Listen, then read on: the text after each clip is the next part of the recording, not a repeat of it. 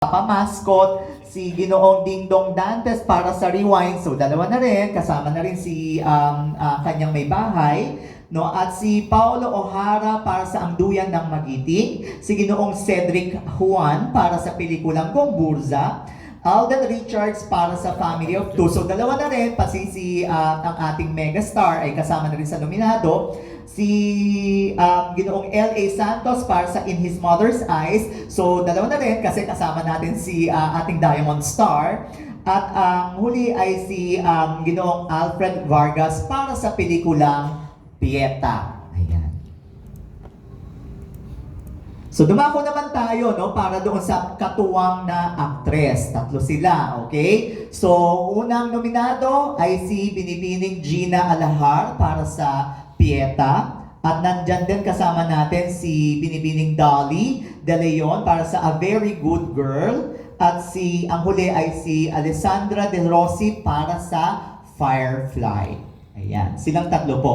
Pero sa katuwang na aktor, medyo may karamihan, ang mga na-nominate, mga nominado natin. Unahin natin si Ginoong Enchong D para sa Gomburza, at si Ginoong Pepe Herrera para sa Rewind, Jojit Lorenzo para sa Ang Duyan ng Magiting, Marlo Mortel para sa Ako Si Ninoy, si Ginoong Roderick Paulate para sa In His Mother's Eyes, si Epi Quizon para sa Firefly, si Arnold Reyes para sa Gomburza, at si Ginoong Dante Rivero para sa pelikulang Gomburza. Ayan. So makikita natin may dalawang nominasyon ang pelikulang Gomburza. Samantalang sa pinakabatang aktor o aktres, ang nominado natin ngayon ay tatlo. Si Yuen Mikael Laleta para sa Firefly, at si Jordan Lim para sa Rewind, at ang huli ay si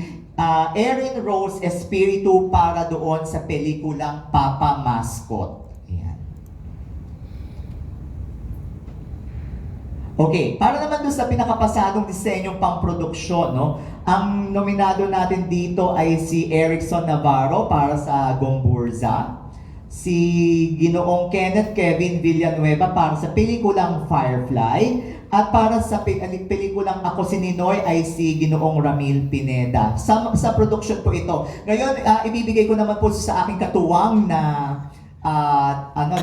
tagapangulo para sa pelikula yung mga susunod pang mga kategorya.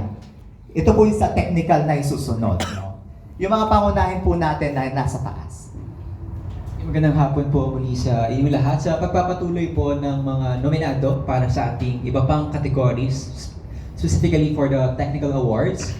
Para po sa pinakapasadong istorya, mayroon po tayong 6 na naging nominado. Una ay ang pelikulang Firefly. Ang screenplay nito, ang story po nito ay mula kay Binibining Angeli Atienza. Sa Gomburza naman po ay sina Rodi Vera and Pepe Dion.